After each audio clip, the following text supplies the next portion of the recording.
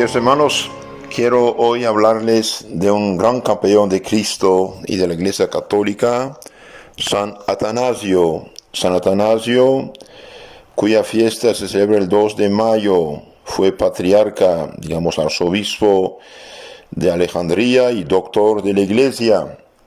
Vivió entre los años 295 y 373. Cuando en una misa solemne entona el coro el credo de Nicea, el credo de la fórmula larga, magnífica profesión de nuestra fe en Jesucristo, unigénito Hijo de Dios, verdadero Dios de Dios, verdadero, engendrado, no creado, consubstancial al Padre. Bien, cuando decimos estas palabras, acordémonos que fue San Atanasio el inspirador, autor de esta luminosa fórmula de nuestra fe, opuesta a los errores del hereje Ario en torno a la persona divina de Jesucristo nuestro Señor.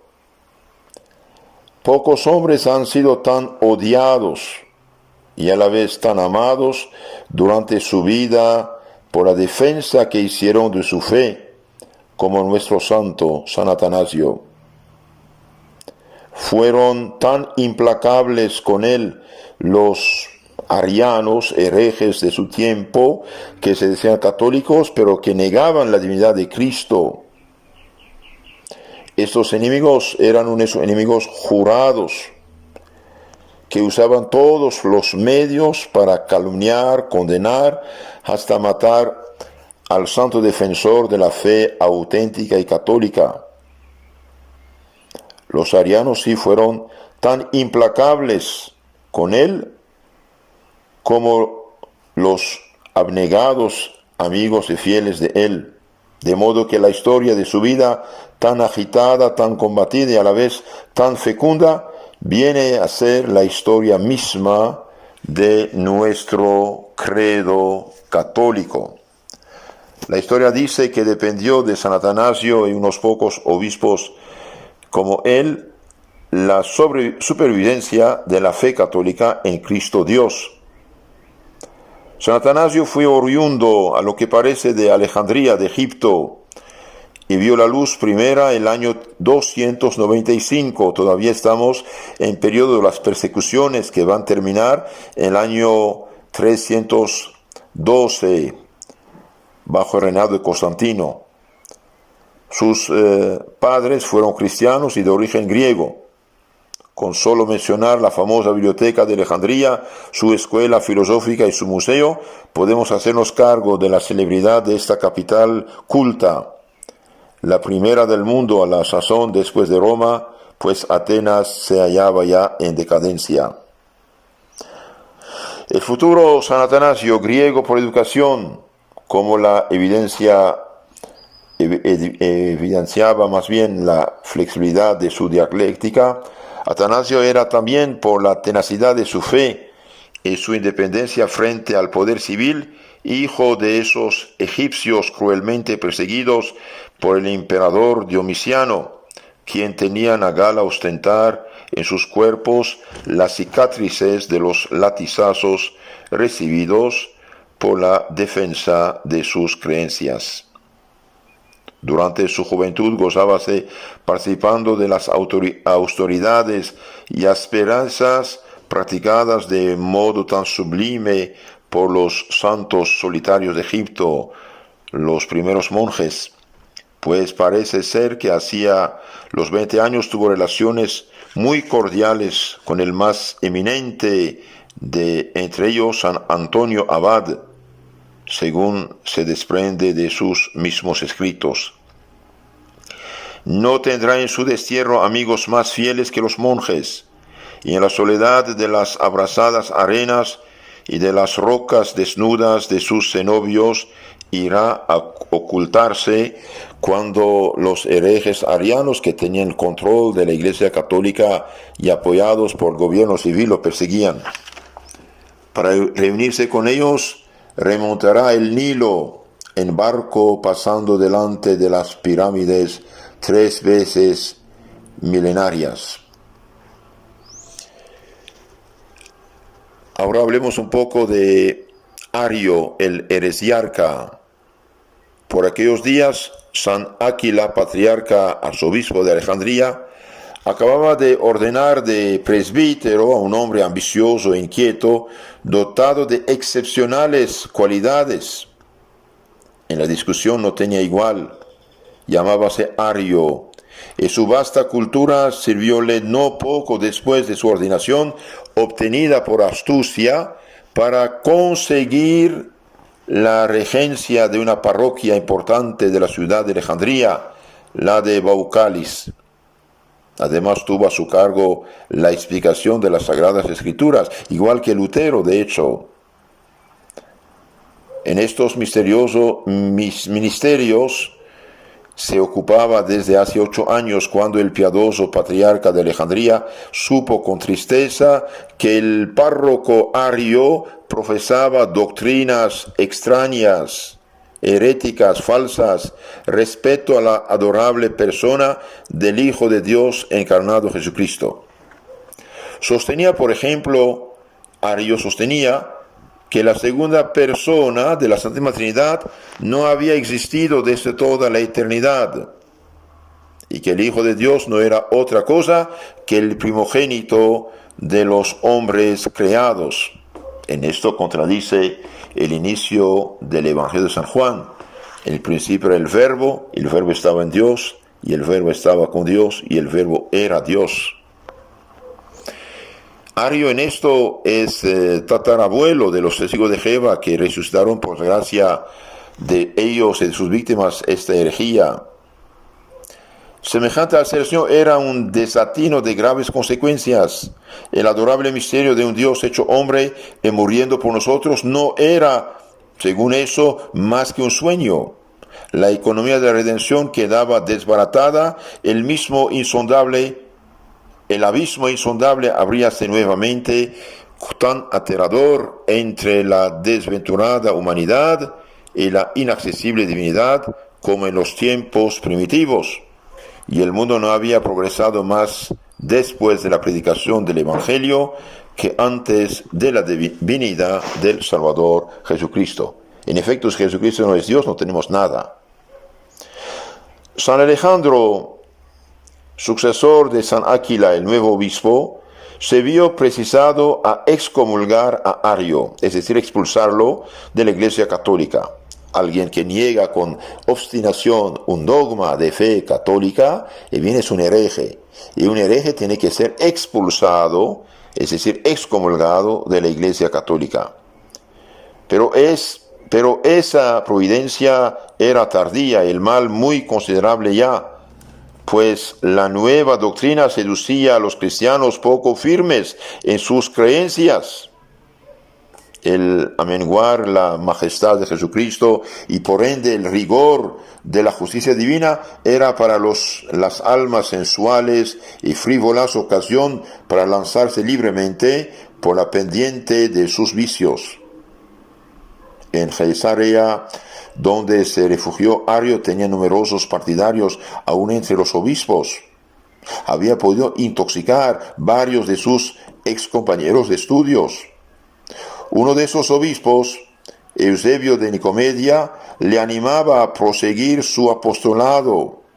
Y este Eusebio de Nicomedia va a ser funesto para la Iglesia Católica después de la muerte de Ario.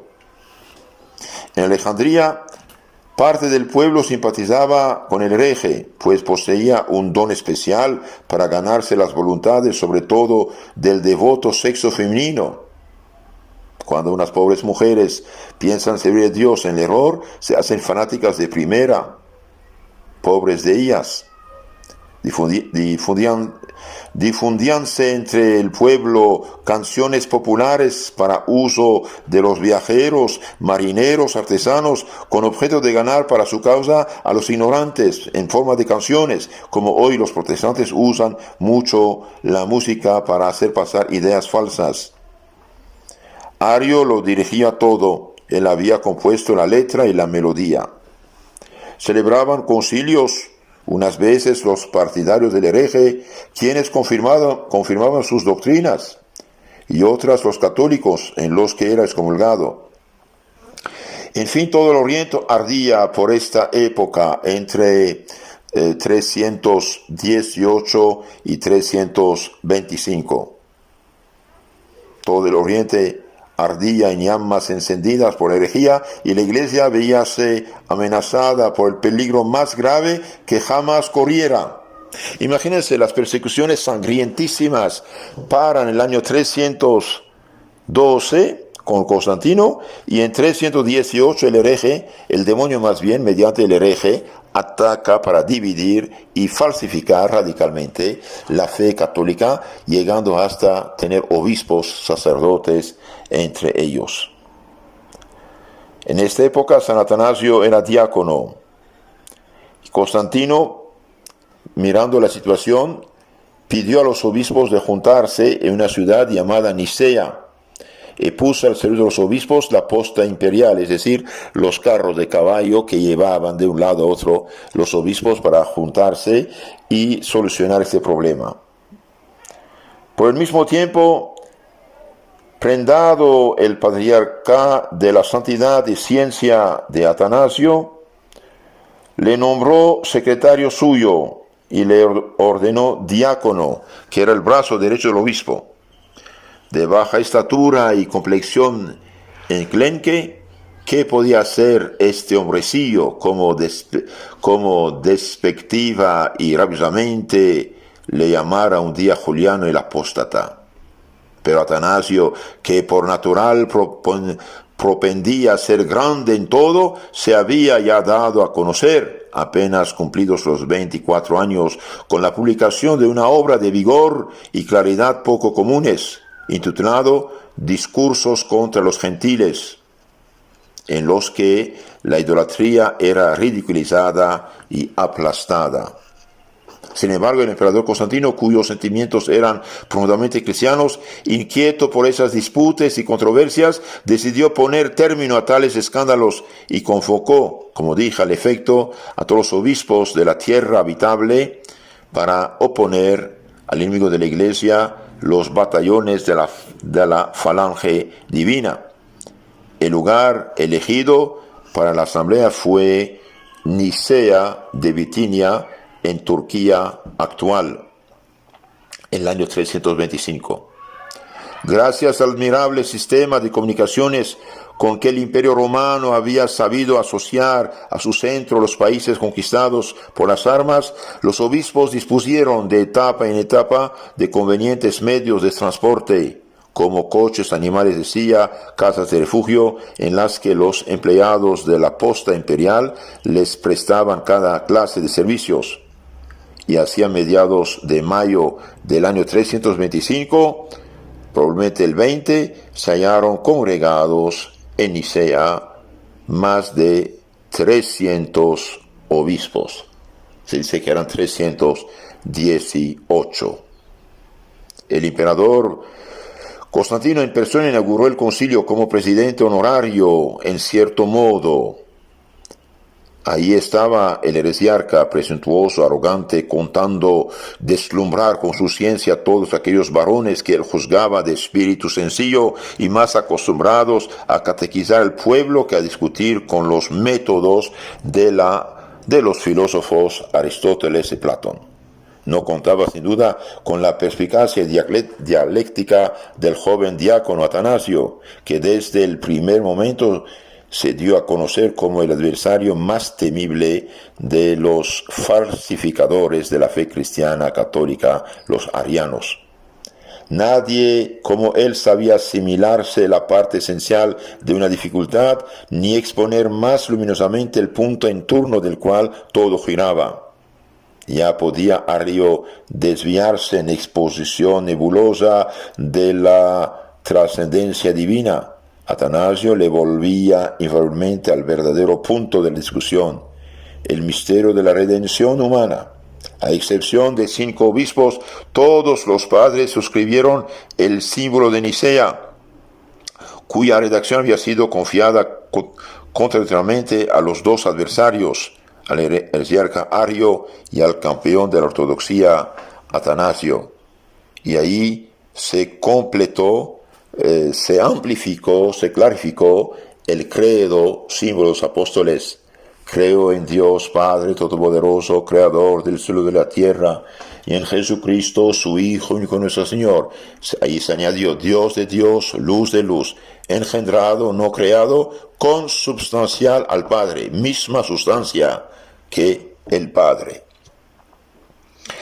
5 meses después del concilio, San Alejandro entregaba su alma a Dios, designando antes por sucesor suyo al diácono Atanasio.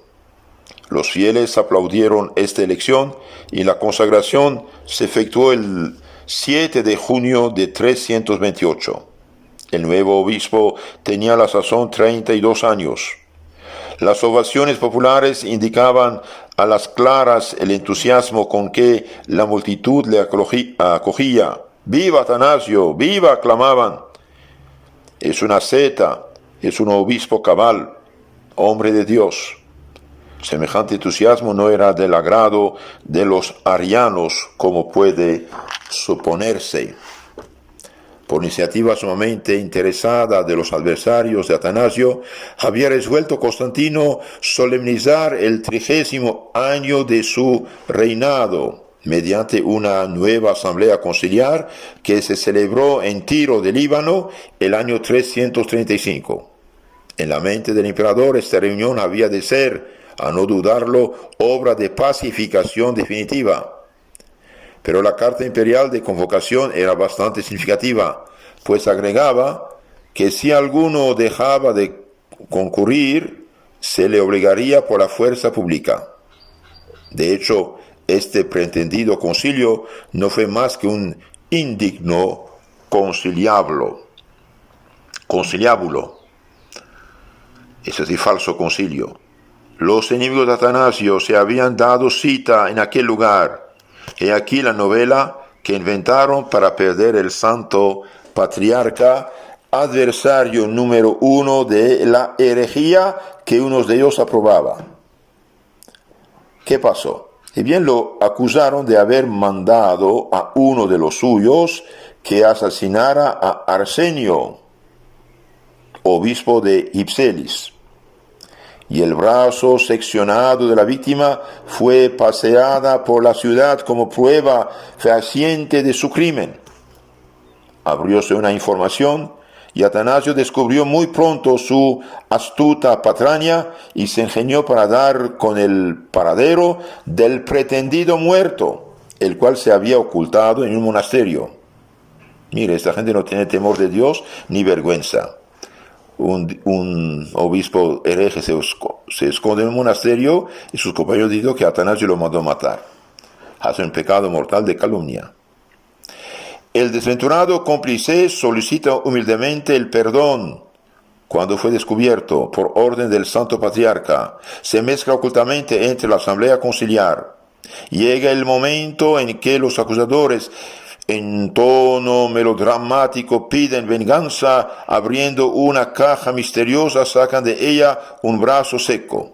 Entonces Atanasio se levanta y dice: ruego a los que conocían personalmente a Arsenio que se sirvan levantarse. Que los que conocen al supuesto muerto Arsenio, que se levanten. Luego, mostrándose su pretendida víctima, les dice: ¿es este Arsenio a quien he matado supuestamente y al cual he hecho cortar el brazo? Arsenio mostró a todos sus ambos brazos. Y el patriarca prosiguió: a mis acusadores les corresponde ahora averiguar dónde podía haber llevado culto el tercero. Pues bien, aunque nada podía servir tanto a la causa del santo obispo como una victoria tan mortificante para sus enemigos, con todo estos no desmayaron, sino que imaginaron una nueva acusación, la más conducente a impresionar el amor propio de Constantino. En efecto, se le acusó de haber monopolizado el trigo para distribuir grandes limosnas a los pobres de Alejandría, ocasionando de este modo el hambre en Constantinopla, la gran ciudad, tan gloriosamente fundada por el emperador, su capital y objeto de legítimo orgullo. Esta vez la acusación tocaba a Constantino en lo más sensible. Era como echar aceite al fuego. El emperador no esperó que el acusado presentase su defensa, sino que para poner fin a toda discusión, dio orden de conducir a Atanasio a Treveris de las Galias, lo destierra hasta Alemania. Y se ejecutó la orden en 335 y el patriarca fue alejado de su patria hasta la muerte de Constantino, el año 337. Entonces aquí unos obispos sin conciencia, llenos de odio contra el defensor de la fe católica en Cristo Dios, y bien usan un concilio para con mentiras poder condenarlo, y después finalmente acusan falsamente al santo delante del emperador para hacerlo desterrar hasta Alemania. Cuando murió Constantino, Atanasio va a regresar. Regreso de San Atanasio. El recibimiento triunfal y la alegría del pueblo al ver de nuevo a su amado prelado después de 28 meses de destierro no son para describirse. Por desgracia, la paz fue de corta duración, pues los arianos, que se decían católicos de hecho, no cejaron hasta conseguir sus malvados intentos. Apoyándose en el emperador Constancio, uno de los hijos de Constantino, a quien le había correspondido en herencia gran parte de Oriente con Egipto, que estaba ya tocado por la herejía de Ario, y bien reunieron un conciliablo en Antioquía, un falso concilio, depusieron a Atanasio por segunda vez, y eligieron en su lugar a un sacerdote egipcio por nombre de Pistos durante más de un año. El legítimo patriarca hubo de vivir en su metrópoli frente a su rival. Entonces van a ser otro obispo frente al obispo legítimo. Los dos partidos recurrieron al Papa, que era entonces San Julio I. Atanasio fue a entrevistarse personalmente con el Papa para defender su causa en el año 340. Julio I confirmó a Atanasio en la posesión de su obispado y condenó a los herejes con nuevo anatema. Pero esta sentencia no pudo restablecer el santo patriarca en su sede, a pesar de que los concilios de Roma en 341 y de Sárdica 344 hubiesen votado a su favor, pues los orientales proseguían la lucha sin descanso, porque odiaban a ese santo. Cuando desde el principio de su estancia en Roma se lo vio acompañado de dos monjes que llevó consigo al del desierto, observando vida de verdadero asceta, penitente, una simpatía general rodeó su persona. Fue el oráculo de lo más escogido de la sociedad romana y de las familias senatoriales, tales como la de la Virgen Marcela. Dio a conocer la maravillosa vida de los monjes de Egipto, en particular la de su íntimo amigo San Antonio, cuya compendiada vida escribió más tarde. San Agustín habla repetidas veces de la impresión profunda que hicieron sobre las almas de Occidente estos relatos extraordinarios y el entusiasmo con que rompían su espada los oficiales del ejército romano para imitar las austeridades y espantosas mortificaciones de los solitarios y cenobitas monjes de Egipto. De esta nueva milicia brotó con el tiempo un nuevo clero, hecho esto de gran trascendencia, puesto que las órdenes religiosas fueron en la Edad Media y en todo el tiempo valiosísimos auxiliares de la Iglesia. Llegó por fin el día en que Atanasio, perseguido siempre y siempre vencedor, fue restablecido en su sede por Constancio, que gobernaba a Italia, Grecia y África romana. El 21 de octubre de 346, el santo patriarca entró triunfalmente en Alejandría en medio de un entusiasmo indescriptible.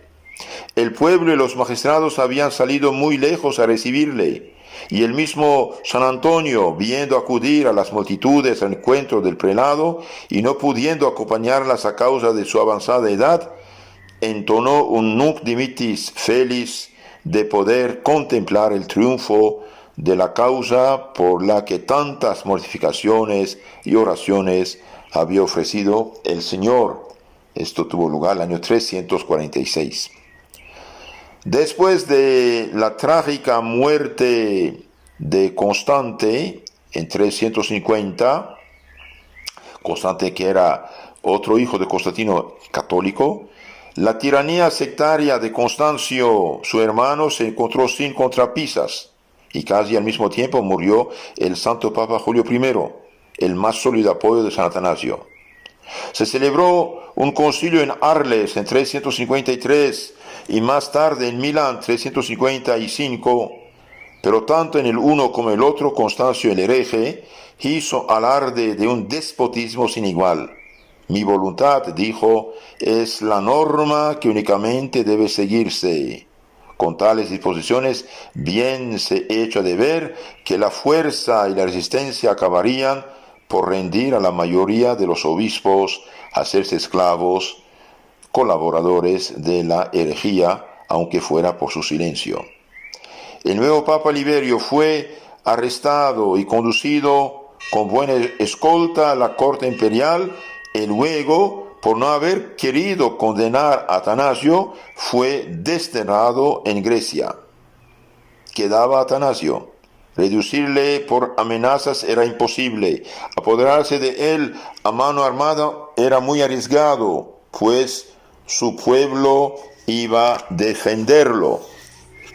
A principios del año 356 fraguóse una sublevación popular en Alejandría. Celebrábase en su iglesia la vigilia de una fiesta.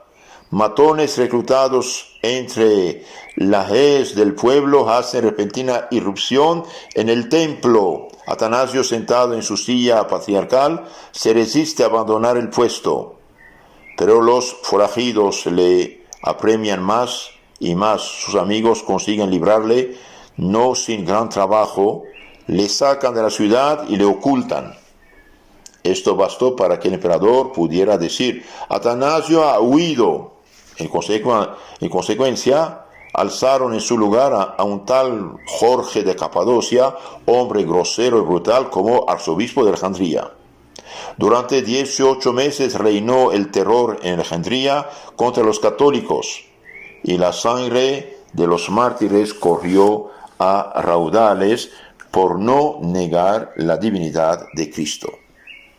Entretanto, el legítimo patriarca dirigió sus pasos hacia los desiertos del Alto Egipto. Los monjes acogieronle como un padre, recordando que era el mismo a quien San Antonio había legado su túnica al morir. Pero hostigado sin cesar, Atanasio tuvo que andar errante de desierto en desierto como el tiempo que duró el reinado de Constancio, o sea, durante 6 años más, no siendo jamás denunciado por nadie en el desierto, antes al contrario, resguardado siempre por la fidelidad de sus huéspedes, los monjes, muchos de los cuales se dejaron torturar antes que traicionarle. Su abnegación y la singular protección de la providencia le apartaron de todos los peligros. Permanecía con frecuencia oculto en una cisterna, privado de la vista y trato de sus amigos, y algunas veces hasta de la luz del sol. El único comercio con los hombres era la vista de un siervo leal que le procuraba lo necesario para la vida y le llevaba las cartas que le escribían. Sin embargo, una tarde en que, saliendo de su escondrijo ordinario, se remontaba Atanasio por el Nilo en barca. Oyó tras de sí ruido de remos. Era en efecto la galera imperial que le daba alcance. Y los marineros preguntaron: ¿habéis visto a Atanasio? Sí, por cierto, respondió este, deformando su voz. Va delante de vosotros, remad enérgicamente y daréis con él. La galera lo dejó pronto atrás. Cambiando de rumbo, el proscrito se volvió a su desierto. A la muerte de Constancio, Julián el Apóstata primo de Constancio, sobrino de Constantino, educado y bautizado por los arianos, Juliano va a apostar a la fe cristiana y a hacerse pagano. Juliano, alardeando de tolerancia, levantó el destierro en 360. Nada hay tan maravilloso como las recepciones que los fieles de Alejandría le hacían cada vez que regresaba del destierro. Esta vez fue más solemne que si entrara el mismo emperador. Todo el pueblo, en orden de edades, estados, oficios, salió a recibir a Atanasio. Vino el santo montado sobre un jumento, representando la entrada triunfal de nuestro Señor Jesucristo en Jerusalén, y todos daban voces de júbilo. Atanasio tomó posesión nuevamente de la silla patriarcal y emprendió con denuedo la restauración de la pureza de la fe, reuniendo al efecto un nuevo concilio llamado los confesores. Mas apenas terminó los preparativos, Juliano el apóstata, arrojando la máscara de hipocresía con que se encubría, envió a Alejandría un edicto por el cual ordenaba a Atanasio que abandonara su sede inmediatamente. El amor de los alejandrinos a su patriarca no consintió dejárselo arrebatar sin fuertes protestas. Escribieron pues a Juliano para mover la compasión, pero por toda respuesta el apóstata envió tropas a Alejandría con orden de apoderarse de Atanasio. El santo patriarca huye una vez más en el año 362 y con ello surgen nuevas alarmas. Juliano quiso restablecer el paganismo, los templos, copió algo el cristianismo, y burlándose de Cristo, el Galileo, como decía, un día dijo a un sacerdote: ¿qué está haciendo tu carpintero, el Galileo? El otro contestó: está preparando tu féretro. Oh justicia divina, 9 meses después, este mismo Juliano cae herido por una flecha y una expedición contra los persas. Y allí el pobre apóstata gritó: Galileo, me has vencido, hablando de Cristo. Últimos años de muerte de San Atanasio. En el reinado de Joviano, inmediato sucesor de Juliano, la iglesia pudo disfrutar de unos días de paz. Pero Valente, que sucedió a Joviano 8 meses después, dio un edicto desterrando a todos los obispos llamados por sus predecesores. Con otras palabras, desterró a todos los obispos católicos, puso en su lugar los herejes que se decían católicos, de hecho. Era la última prueba para el intrépido, sublime, erabundo Atanasio.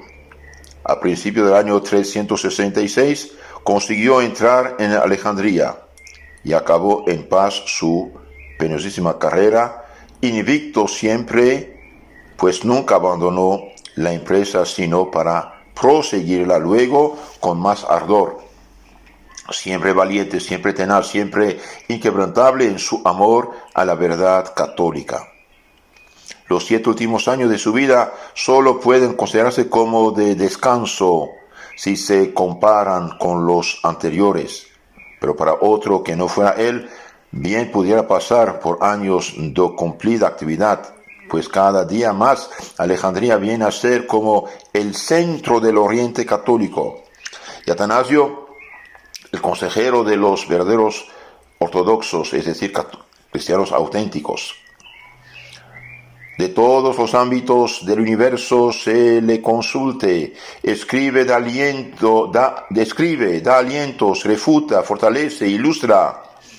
Sus últimos escritos son sin duda tranquilos y reposados, como sus comentarios sobre la Biblia, en los que ya no campea el ímpetu que anima su historia de los arianos o la apología al emperador Constancio, tan digna, en la que el santo obispo con interés y valentía se justifica de las calumnias de que es objeto.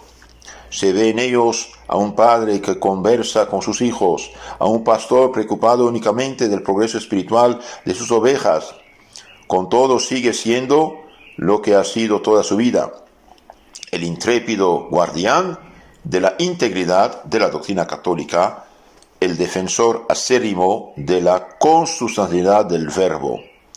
Jesucristo es el Hijo de Dios encarnado. Tal nos le presentan su exposición de la fe, el discurso contra los arianos y su carta a los obispos ortodoxos, es decir, católicos que quedan con la rectitud de la fe cristiana auténtica.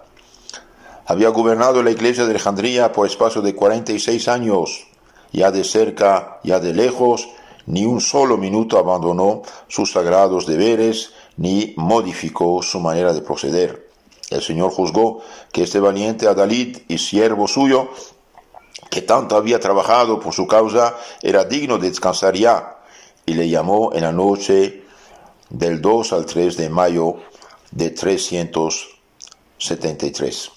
Inmediatamente después de su muerte comenzaron a honrarle, y es tal vez uno de los primeros obispos no mártires que haya recibido culto público. La fiesta de San Atanasio se fijó el 2 de mayo y el Papa San Pío V en el siglo XVI la elevó al rito doble al nivel de la Iglesia mundial católica. En la vida de este gloriosísimo doctor podemos considerar cómo resplandece el poder de Dios, que de tal manera arma y esfuerza un hombre flaco que toda la potencia de los reyes y príncipes, de los ejércitos y de todo el mundo y hasta el infierno no puede prevalecer contra él. Aprendamos también con qué constancia y firmeza debemos mantener la pureza de nuestra fe católica. Atanasio, que fue 5 veces desterrado, Atanasio, que fue durante 17 años desterrado en el desierto, 5 veces condenado, 17 años desterrado. Finalmente el Papa Liberio, que lo defendía, el Papa tuvo que, después de su destierro de 2 años, hasta excomulgarlo supuestamente. Hoy Atanasio es padre, doctor de la Iglesia Católica. Un error histórico, que, hermanos, es posible, y el caso de este campeón de Cristo bien lo demuestra. Él defendió con unos pocos compañeros, entre ellos San Eusebio de Vercelli, San Hilario de Poitiers, defendieron la pureza de la fe católica contra la contaminación hecha por los mismos obispos herejes o miedosos, pero que colaboramos con la herejía. Entonces, cuando hoy vivimos una crisis tremenda, en el año 1981, el Papa Juan Pablo II dijo: se han sembrado verdaderas y propias herejías en el campo dogmático y moral. Se ha manipulado la liturgia. Inmersos en el relativismo intelectual y moral, por eso, en el permisivismo, los católicos andan como andan hoy. Que no nos presenten como doctrina católica la doctrina de cualquier disque teólogo herético. Todo teólogo, todo sacerdote, todo obispo, todo cardenal que niega un punto de la fe católica, por ejemplo, dice no hay infierno, que la Virgen no es la Virgen Inmaculada, que no es siempre Virgen, o que la hostia consagrada no es cuerpo o sangre de Cristo, es un hereje. Y aunque se diga católico, o sea, párroco o obispo, como Ario lo fue, bien, no es católico y punto. Tenemos que rechazar estas cosas. Y precisamente porque hubo gente como Atanasio que lucharon, hemos recibido la fe cristiana auténtica. Si no, desde los años 330, y bien, el mundo sería como los testigos de Jehová de hoy, teniendo un falso Cristo que no es el del Evangelio. San Atanasio ruega por nosotros. Amén.